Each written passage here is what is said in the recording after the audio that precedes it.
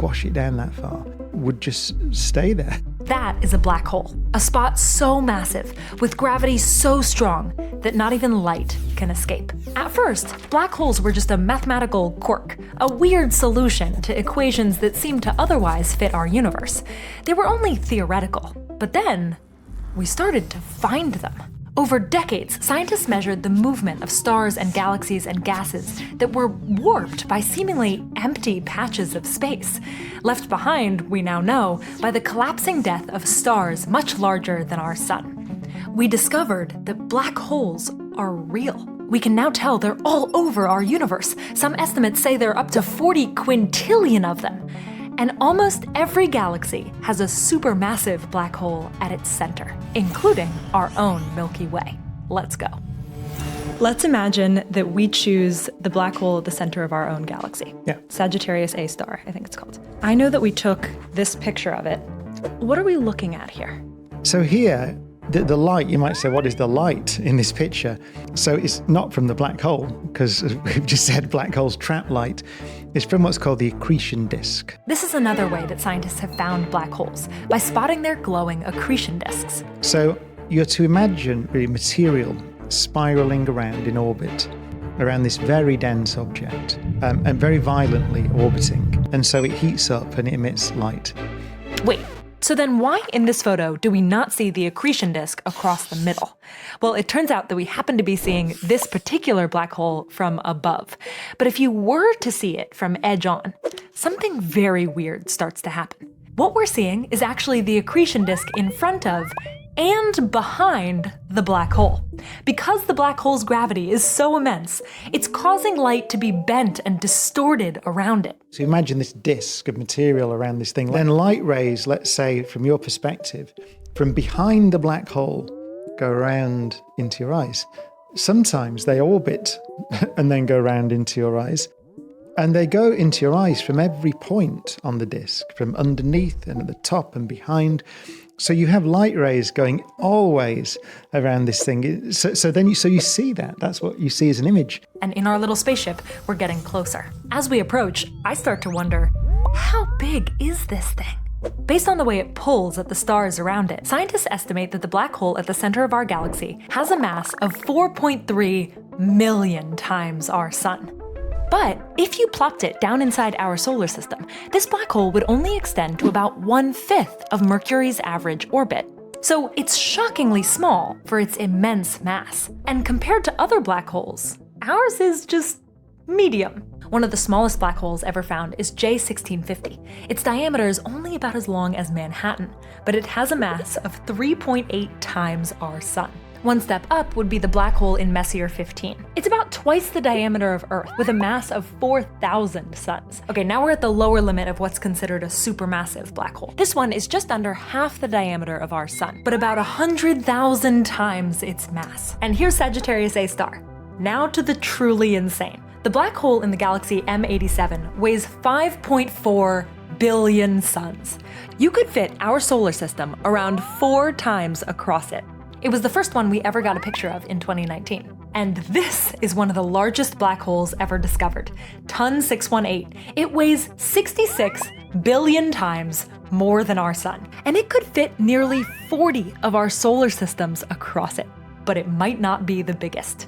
Phoenix A seems to have a mass of 100 billion suns. But since this black hole is closer, we're seeing what it looks like more recently than Ton 618. Which might have grown since. And these are just the biggest ones we know of.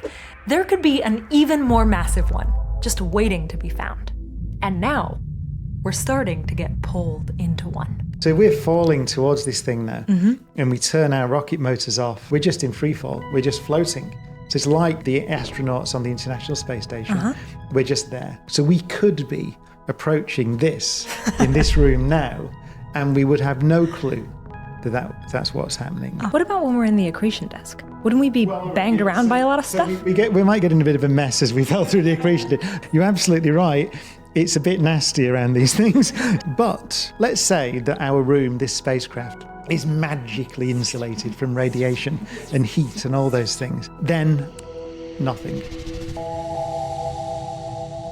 One room, this spacecraft, is magically insulated from radiation and heat and all those things, then nothing. One of the most shocking things, from the point of view of someone outside, the description is very different. Now imagine you, yes, you, watching this. You go outside and you look with an all-powerful telescope at me and Brian falling into this black hole 26,000 light years away. So what would they see happening to us as we fall towards this thing, as we approach the black hole? If they could see our watches, they would see our time tick more slowly, more slowly, more slowly, and they would see our time stop on the horizon. Stop, this is incredibly important. As we get closer to the black hole, there are now actually two journeys. There's our journey as we see it, and then there's our journey as you would see it from far away. And they are very different. Why? Because black holes are distorting space and time near them. And that's absolutely central. There's nothing weird. Well, there's something weird there, but there isn't, according to Einstein. Albert Einstein was the one who realized that space and time are actually one thing, space-time. And space-time is stretchy. Space-time responds, warps or curves, to matter and energy in the universe. The theory that Einstein published will say, give me like a ball of matter, and the equations will tell you how the fabric of the universe is distorted. A black hole is the most extreme example of this distortion that we know about. The math tells us that reality very close to it and very far from it are not the same. So it looks to us like the universe is speeding up, and it looks to you like we're moving in slow motion. Now we're crossing the line where no light can ever escape to reach you again. For us, we don't feel that. But for you, you never actually see us cross it at all. They would never see us fall in. From the point of view of someone outside, nothing goes into the black hole, ever. Do they see us imprinted there forever, or does the light from us slowly fade until... This light is climbing away through this gravitational field, so it's getting stretched. So we get redder and redder and redder, infinitely redshifted. And from our perspective, there's no turning back. You can write the equations as a space being like a river that flows into this thing, almost like a sinkhole or something in space. And the river of space flows at the speed of light inwards on the horizon, and then faster than light inside. So if you imagine that you're a photon, a particle of light, you're like a little fish swimming against the tide. But if the tide's going at the speed of, as fast as you can swim, the speed of light, you can't get out. We're now past the event horizon. But before I show you what's inside this black hole, let me show you the event horizon. But we're still falling and falling. And finally, we begin to feel something. Gravity is increasing faster and faster. And this is where we get to maybe my favorite word that I have learned in the process of this. My understanding of this is when the gravity at your feet is so different from the gravity at your head that you begin to stretch in a very dramatic way. And this is spaghettification. Yeah. Could you explain what is happening here? Yeah. Another way of thinking about it is just that the distortion in space-time is not constant over the length of your body. It's not only stretching, it's also a squashing. You start to feel this strange sensation of being stretched and squashed. And as you go closer and closer to the singularity, those effects become much more extreme, until they're so extreme that, first of all, you cease to stay together. We're one long string of atoms? Yeah, or what are we now? And then the atoms get separated, and then the protons, the quarks inside the protons will get separated, and ultimately everything is gone.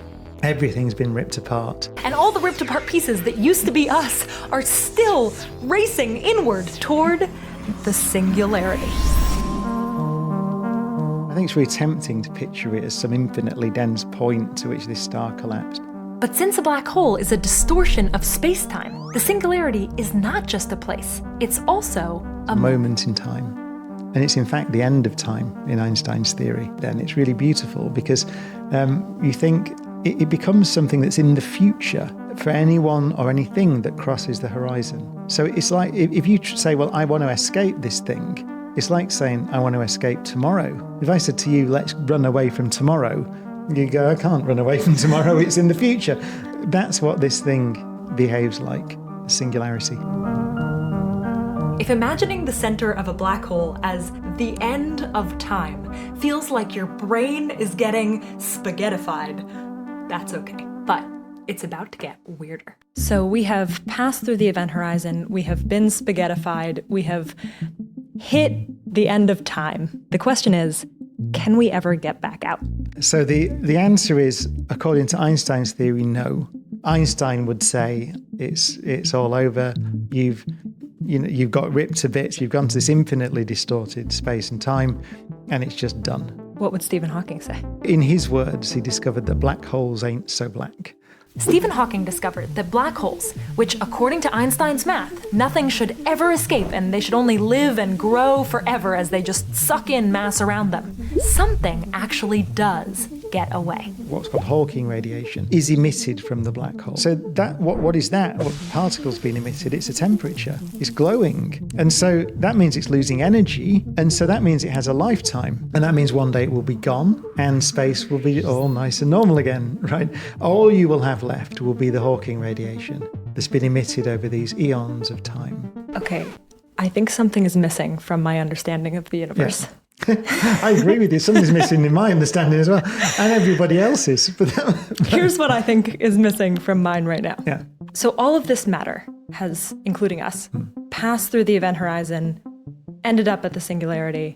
It is something in there. Yeah. At the end of time. And also, I know that every law that we have about the universe says that information is conserved. If a black hole will one day end up as nothing, what happened to you and me? What happened to all of that stuff? I mean, this is the central question. So Stephen's initial calculation was the Hawking radiation is information-free, purely thermal. So that would suggest, as you said, that the information, any record of anything that fell in will have been erased. That is weird. The laws of nature are quite clear on this.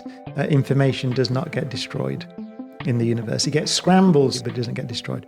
So that's what bothered everybody. What happened? What's the end of the story? So what happens? Answer the question. Right. So the end of the story, we're not at the end of the story yet, but in 2019, a series of papers were published. Those papers suggest that Stephen missed a bit in his calculation, very subtle. But it turns out that the radiation is not information free. At the end of the process, then all the information about everything that fell in is imprinted in the radiation, as you would normally expect. On the one hand, that makes sense, because then the information is not destroyed. But on the other hand, that's even weirder.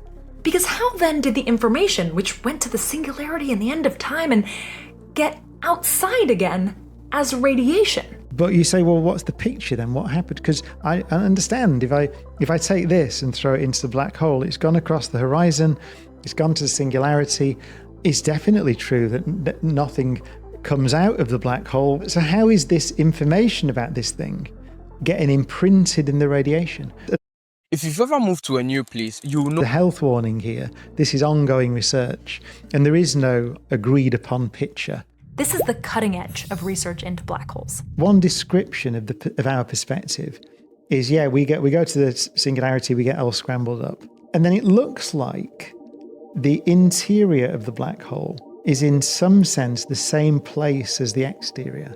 You could almost picture wormholes opening up from the interior of the black hole to the exterior. And very naively, you imagine our bits of information going through the wormholes and coming out again. We end up outside. The information ends up outside in the Hawking radiation. Even as I say this, there are papers being written saying different things. It's really cutting edge stuff. Different things like, well, maybe you never go in. Maybe there actually is no in of a black hole. Or maybe everything is just information with no real place at all. And now my brain is breaking. It does look like that there is a description of the universe that looks like a giant quantum computer, which does not imply that someone built it, right? It doesn't imply that we're in a simulation. But it does suggest that there's a good description of reality that you can write down in the form of some kind of network of entangled qubits, something like that. And I think it's fair to say that the jury is still out on these issues. But what the thing to emphasize is there's something really fundamental going on here. And it almost certainly is associated with the nature of space and time themselves, or space-time. Black holes are an incredible gift because they stretch the limits of our understanding of our universe. We struggle with it. It's hard for us. You start to come face to face with the structure of space and time. In their strangeness, their extremeness, black holes reveal the hidden structure of reality that governs everything, including our everyday lives. You're studying completely collapsed stars, or the things at the hearts of galaxies, and you're gaining insight into quantum computers and networks of qubits and quantum information. It's the most wonderful thing. It's incredible. One of the things that I really admire about you and your work is that you have this sense of wonder at the universe. You give that sense of wonder back to people. You say, hey, don't you remember what it was like when you were a little kid looking up at the sky? And actually, in fact, as you learn more about the universe, that sense of wonder can increase, not decrease. Yeah. And I think that's really special, and I think that people need that. And first, I just wanted to say thank you. Oh, thank you. And second, my last question for you is, how do you feel when you go outside and look up at the night sky, given what you know? The sense of awe and the sense of mystery and beauty increases the more you know about what you're looking at. It doesn't decrease. The number of mysteries increases the more you look at it. So anybody watching this, if it's a clear night, you can go outside. You can look in the direction of the center of the galaxy and wonder about it. But the more you understand about nature, the more mysterious and magical it becomes. If you enjoyed this video, kindly subscribe to this channel so that you do not miss any of our future updates. I drop 2 new videos each week. They are all bangers, and trust me, you do not want to miss any of them. Watch this video right here. This was my previous upload and it was a banger. And I will talk to all of you in our next episode. Thank you for staying with us.